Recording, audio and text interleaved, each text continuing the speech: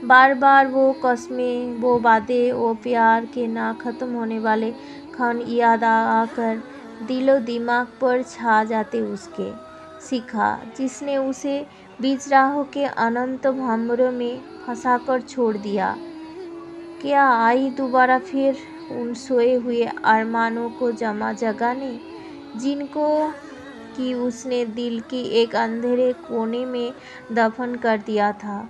घर पर रात रात भर फिर बरसी की स्थिति रहने लगी उसकी, जैसी चंद वर्ष पहले शिखा के जाने के बाद हुई थी। दिमाग सोचते हुए भी ना सोचता। उसने तो सोचा था कि उन्नाव में आने के बाद बिल्कुल भूल जाऊंगा वो लम्हे, वो वाक़े, किंतु क्या हो सका है ऐसा। ठाकुर विजेंद्र सिंह साफ महसूस करने लगे कि सरस वो पहले वाला सरस नहीं रह गया है। कोई बार दिल में बात आई भी कि बेटे का चेहरा, स्वभाव, बातचीत का लहजा क्या इतने गंभीर से ही गए हैं। पूछना चाहकर भी नहीं पूछ सके वो। पहले वे उसकी मन स्थिति को पूरा पढ़ लेना चाहते थे, तभी कोई कदम उठाना चाहते थे। ठाकुर साहब एक रोज के वाकई को भूल नहीं थे अभी तक, जब सरस ने उनकी बात का विरोध करके साफ इनकार में कहा था, अगर मुझ पर ज़बरदस्ती की गई, आपकी तरफ से लादी गई कोई बात मुझ पर, तो आपको बस यही मानना पड़ेगा कि मेरे कोई संतान ही नहीं है, कि मैं भी एक साधारण सा आदमी बनकर रह जाऊं। मुझे खुला छोड़ दीजिए उस वातावरण में जहाँ मेरा अपना व्यक्तित्व हो, मेरी अपनी सोच हो, मेरा अपना सपना हो। पापा, आप यह चाहता है कि मैं आपकी जिम्मेदारी, आपका व्यापार आगे बढ़ाऊं, किंतु क्या आप ये नहीं चाहते कि काल लोग ये कहने की बजाय कि ठाकुर विजेंद्र सिंह का लड़का सरस है, ये कहे कि सरस के पिता है ठाकुर विजेंद्र सिंह। बस इसलिए ही ठाकुर विजेंद्र सिंह पहले भली भांति मुआयना करना चाहते थे सरस के स्वभाव का, विचारों का, तभी वे कुछ करना चाहते थे। शाम ढलते ही निकल जाना शिप्रा नदी किनारे, ढेर रात्रि तक वापिस आना, ना किसी से ज़्यादा बात करना, ना बोलना, बस अपने ही विचारों में घुले रहना नियम से बन गए सरस के। सरस बेटे, क्या बात है? मैं साफ देख रहा हूँ कि जब से तुम इलाहाबाद से आए हो, तभी से कुछ बुझे बुझे से और चुप से रहते हो। आखिर कोई दिनों के बाद एक रोज़ ठाकुर साहब ने पूछ ही लिया। हाँ पापा, आपने जो देखा बिल्कुल सही देखा है। मैं उस दायरे, परिवेश, वातावरण को सदा के लिए छोड़ आया हूँ। मैं छोड़ आया हूँ उस सरस को, वही जो उपन्यास था, जो मनोविज्ञान का ज्ञाता था। मैं अब सिर्फ ठाकुर विजेंद्र सिंह का बेटा सरस हूँ, रहना चाहता हूँ। आज तुम्हारे मुंह से बड़ी अजीब सी लगती है ये बातें। क्या बात है? ठाकुर साहब को बड़ा आश्चर्य हुआ सरस की ये बातें सुनकर। शिखा वाला हादसा उन्हें पूरा मालूम हो चुका था। संबंध टूटने पर भी उन्होंने उसे बहुत समझाया, दुहाई दी वंश परंपरा बढ़ाने के लिए, किंतु सरस मिल के पत्थर की भांति शादी न करने के अपने फैसले पर स्थिर हो रही थी उस वक्त। बात तो कुछ नहीं पापा, आप कह रहे थे ना। कुछ पल रुका सरस अपनी बात कहने के लिए, फिर रुके हुए शब्दों को कहा उसने। आप बात कर लीजिए ठाकुर अनुप सिंह से। मैं रजामंद हूँ। सरस से इतना सुनने ही ठाकुर विजेंद्र सिंह को लगने लगा कि बस उनका जीवन सार्थक कर दिया सरस ने। उनके रुतबे, उनके गरिमा, उनके व्यक्तित्व को चार चांद ही लगा दिए उनके अपने बेटे सरस ने। कितनी खुशियों का दिन है आज उनके लिए, कह पाना बड़ा मुश्किल काम है। और जब माँ दमयंती ने सुना इस बात को, तो खुशी के अवर्णनीय दौर में बोली वो, मैं कहती थी ना कि मेरे बेटा कभी नहीं मुकरेगा अपनी कह से। एक रोज़ उसने कहा था कि माँ तू घबराती क्यों हो, तेरे होती ही सब कुछ होगा। तुझे बहू चाहिए ना? आज मैं वचन देता हूँ माँ, एक रोज़ तेरे घर सब होगा सब। अब आप ठाकुर अनुप सिंह जी की कल ही बुलाकर सब बातें तय कर लीजिए। वे भी तो रुचि के लिए कब से हमारी हाँ की इंतज़ार कर रहे हैं। कितनी अच्छी लड़की है रुचि। मैंने तो देखते ही कह दिया था कि ये लड़की तो हमारे घर की बहू बनने के लायक हीरा है। सरस की मम्मी एक ही सांस में कह गई सारी बातें ठाकुर विजेंद्र सिंह को। हाँ, मैं कल ही अनुप सिंह को खबर भिजवा देता हूँ। सच दमयंती, अब हमारा बुढ़ापा कितना सुखी होगा। जहाँ सरस की बहू होगी, सरस होगा और होगे ढेर सारे किलकारियाँ मारते हुए पोते और पोतियाँ। ठाकुर साहब भावुक होकर भविष्य के लिए सपने बुनने लगे। चलो, सुबह का भूला बेटा शाम को घर आ ही गया, सही सलामत। पुराने ठाकुर रजवाड़ों की शादी भी बस शादी ही होती है। उनके महलों की शानो शौकत और पैसों का प्रदर्शन देखने लायक होता है। ठाकुर विजेंद्र सिंह की कोठी शाम होती ही हजारों बल्बों और ट्यूबलाइटों से जगमगाने लगी। लगता था इससे पहले इतनी ज़बरदस्त सजावट और चकाचौंध कभी नहीं हुई थी आसपास के इलाकों और उन्नाव में। पैसा खूब दिल खोलकर खर्च किया ठाकुर साहब ने। ढेर सारे यार दोस्त और रिश्तेदार शरीक हुए। घोड़े पर बैठा सरस किसी राजकुमार से कम नहीं लगता था। बेशक जमींदारी खत्म ही हो चुकी थी, किंतु शादी में नाचने वाली और तमाशबीनों का हंगामा रहा। कभी ठाकुर अनुप सिंह के यहाँ से भी नहीं हुई।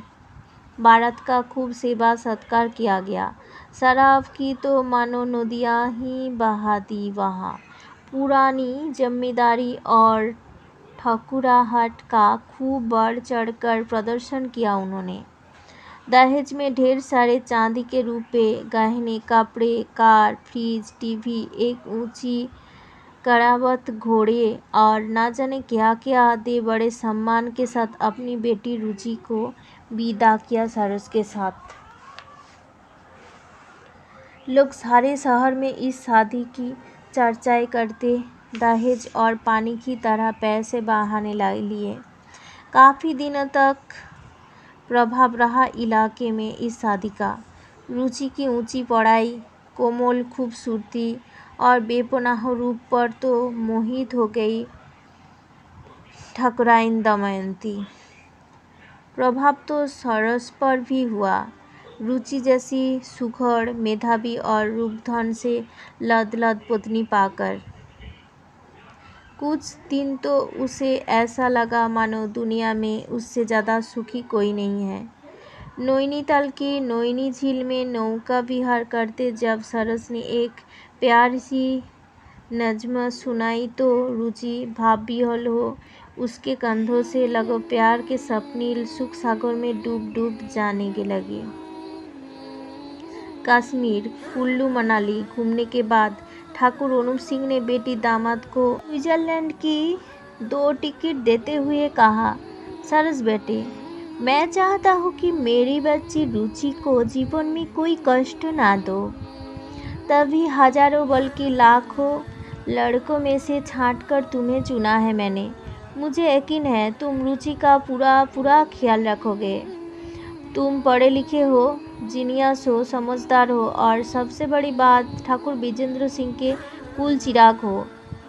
खीस घूमने के बाद मुझे आकर मिलो। मैं सोचता हूँ कि मेरे स्विट्जरलैंड के व्यवसाय को तुम जैसा नौजवान व्यक्ति ही संभाल कर सकता है। तुम्हें वही भेजना चाहता हूँ। अपने ससुर की बातें सुनकर सरस बोला, कुछ भी नहीं, किंतु उसे ऐसा लगा मानो ठाकुर अनूप सिंह अपने प्रभुत्व में लेना चाहता है। खैर, देखा जाएगा, सोचकर सरस ने पापा मम्मी से इजाज़त ले उड़ान भर हवाई जहाज़ से स्विट्ज़रलैंड के लिए। रुचि उच्छृंखल, चंचल, कामनी सी चपल ठाकुर अनूप सिंह की बेटी, जो इस बात को महसूस ही नहीं करना चाहती थी कि वह लाज है किसी ऐसे घर की जहाँ मर्यादा के प्रति सजगता है, सीमाओं की एक रेखा है और इज्जत के प्रति चौकन्नापन रखा जाता है। सरस ने बड़े धैर्य से अपनी कुल परंपराओं और मर्यादाओं के बारे में समझाया था उसे गहराइयों से। अभी अपने मायके का बचपना साथ लिए हुए है रुचि, ऐसा सोचकर कहा था उसने। दूसरी तरफ रुचि अभी से उम्मीद करने लगे कि सरस बस उस तक सिमट कर रहे, मेरी इच्छाओं और रुचियों का ख्याल रखे हमेशा। सच पूछा जाए तो ठाकुर अनूप सिंह की खूबसूरत मेधावी लड़की कुछ ज़्यादा ही बनती हर जगह हर समय। विवाह होने के बाद भी अपनी पढ़ाई और झूठी पाश्चात्य सभ्यता का सहारा लेकर कुछ ज़्यादा ही खुला व्यवहार और आचरण करती। सरस ये देखकर अपने में कुछ असुविधा सी महसूस करता। ऐसी लड़की को पत्नी में रूप में पाकर। उसका दोस्त रूप भी इन दिनों स्विट्जरलैंड आया हुआ है। ऐसा ही सोचकर सरस रूप से मिलने के लिए निकल पड़ा अपने होटल से। रुचि को उसने कह दिया कि शाम को शायद मुझे आने में देर हो जाए, क्योंकि रूप ने उसकी मुलाकात एक प्रकाशक से करानी है जो उसे यहाँ छापने के लिए बड़ा बेताब है। रूप के होटल में जब सरस पहुँचा तो रूप का प्रकाशक दोस्त भी इत्तेफाकन वही बैठा था। रूप ने परिचय कराया, इनसे मिलो, मिस्टर बिली, ये मेरे घनिष्ठ मित्र सरस, हिंदुस्तान के ख्याति प्राप्त उपन्यासकार और मनोविज्ञान के ज्ञाता, और सरस ये मेरे दोस्त और व्यापार के पार्टनर मिस्टर बिली जान। परिचय के बाद ही बिली जान ने बताया उसे कि वहाँ एक बहुत बड़ी प्रकाशन संस्था का भी मालिक है जो सिर्फ दूसरी भाषाओं की उच्च कोटि की रचनाओं को शीर्ष भाषा में अनुवाद करके प्रकाशित करती है, और वह चाहता है कि सरस की भी कोई कृति यहाँ प्रकाशित करे। पहले तो सरस ने साफ कह दिया कि मैंने तो लिखना बिल्कुल छोड़ दिया है और पारिवारिक जीवन में प्रवेश कर पिता के संरक्षण में उनका व्यवसाय ही देख रहा हूँ। किंतु रूप के कहने पर अपनी भारत में प्रकाशित रचनाओं को ही यहाँ प्रकाशित करने पर सहमति उसे देनी पड़े। बिली जॉन अपने भारत आकर बात करने के बारे में कहकर चला गया। शाम को देर तक रूप और सरस गप्पे मारते रहे। बातों का दौर काफ़ी लंबा खिंच गया और शाम के 7 कब बज गए कुछ पता ही नहीं चला। आखिर बातें खत्म करके सरस ने इजाज़त चाही अपने होटल जाने की। रूप उसे बाहर तक छोड़ने आया। सरस रुचि का ख्याल करके ही जल्दी ही उठ गया था, वरना अभी और भी ढेर सारी बातें करना चाहता था रूप से। वह अपने होटल के गेट में घुसने पर हरी घास की लाइन को पार करके वह अपने कमरे के बरामदे में पहुंचने ही वाला था कि उसे कार पार्किंग की तरफ से किसी की खिलखिलाहट सुनाई पड़ी। उसे ऐसा लगा जैसे ये हंसी उसकी पत्नी रुचि की हो। नज़र घुमाकर देखा उस तरफ तो एक कार में एक व्यक्ति और एक महिला आपस में आलिंगनाबद्ध थे। सर गहरा गया उसका। दबे कदमों से हरी लताओं की छाया में छुपता हुआ बिल्कुल उस कार के पास पहुंच गया। वह कार में हरी मध्यम रोशनी जली हुई थी और रुचि उसकी पत्नी किसी अनजान पुरुष की बाहों में बंधी चुंबनों की बौछार किए जा रही थी। सरस के दिमाग की नसें फटने लगी थी।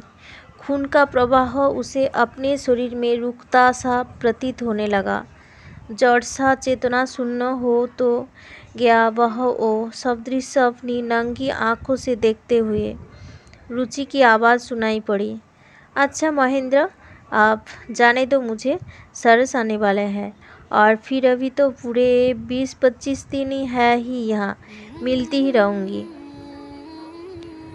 मन तो रुचि करता है बस यूं ही बाहों में बांधे पड़ा रहूं तुम्हें। सच वो भी क्या वक्त था अपने कॉलेज का जब हम पंखों विहीन होकर उड़ा करते थे आसमां में एक दूसरे को चूमते हुए। पुरुष ने कहा, मन तो मेरा भी करता है, परंतु ये मत भूलो अब मैं किसी की पत्नी भी हूँ। पत्नी? हा हा हा।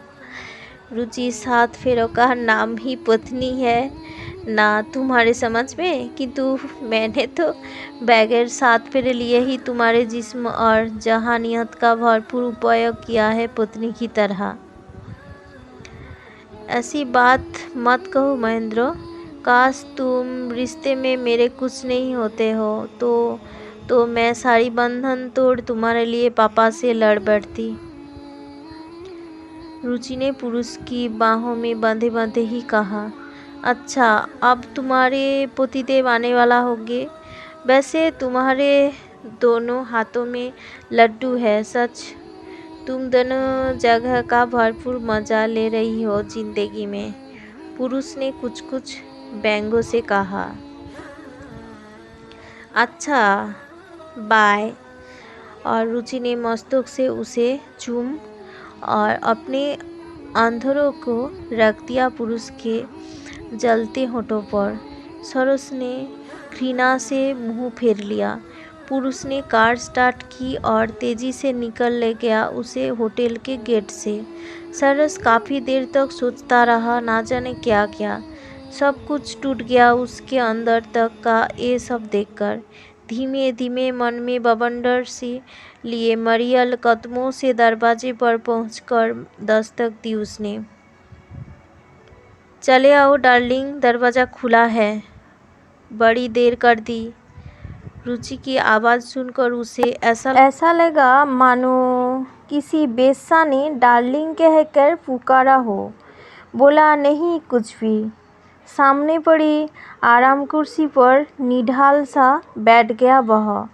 बाहर से शांत गंभीर, किंतु अंतर में एक भयानक झंझावात उठा हुआ था उसके। जो भी उसने अभी अभी देखा, क्या झूठ का एक डरावना सपना था? नहीं, हकीकत के कड़वे घाट को आंखें और दिमाग मिलकर भी नहीं निगल सकते। एकदम एक टूट फैसला ले लिया सरस ने अपने जहन में। नहीं, अब भविष्य में नहीं रहेगी मेरे जिंदगी में रुचि। आंध के तूफान को दबा बड़े शांत लहजे में पूछा उसने, मेरे पीछे से कोई आया था क्या? इस अचानक प्रश्न पर चौंक कर लगभग उछली पड़ी रुचि। फिर अपने चेहरे पर आए डर और चौंकने के भावों को छुपाने का असफल प्रयास करते हुए बोली, नहीं नहीं, कोई नहीं आया। हाँ, मेरी एक प्रिय सहेली रहता है यहाँ, बस वही आई थी कुछ देर के लिए, और कोई नहीं। पहले इनकार किया रुचि ने, फिर 2 गिलासों का वही मेज पर छूटे रहने का एहसास हुआ तो बात बदल दी। गिलासों पर ही नज़र जमी हुई थी सरस की। फर्श पर कुचले हुए सिगारेट को झुककर हाथ में लेते हुए पूछा उसने, क्या शायद तुम्हारी प्रिय सहेली सिगारेट पीती है?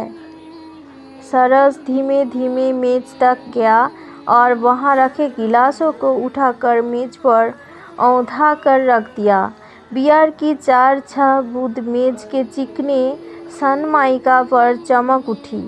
सरस ने एक उंगली को उन बूंदों में भिगोकर नाक से सूंघा और ठहाका लगाकर कहा, तुम्हारी अच्छी मित्र शायद बियर भी पीकर गई है यहाँ से, किंतु बहुत तो अकेली ही आई होगी। फिर ये दूसरा गिलास?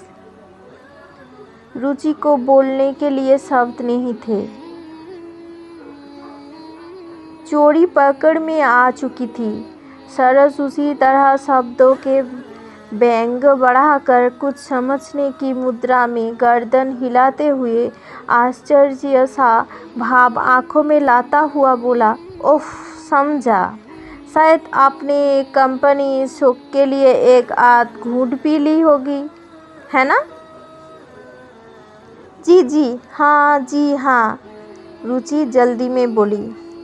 चुप रहो बेस्सा, मैंने तुम्हारा घिनौना और विभत्स स्वरूप अपनी इन आँखों से देख लिया है। तुम इतना भी गिर सकते हो, मुझे अब मालूम हुआ। अब मैं तुम्हारे साथ रहना 1 मिनट भी बर्दाश्त नहीं कर सकता हूँ, 1 मिनट भी नहीं। सरस चीख कर गुस्से से कांपने लग गया।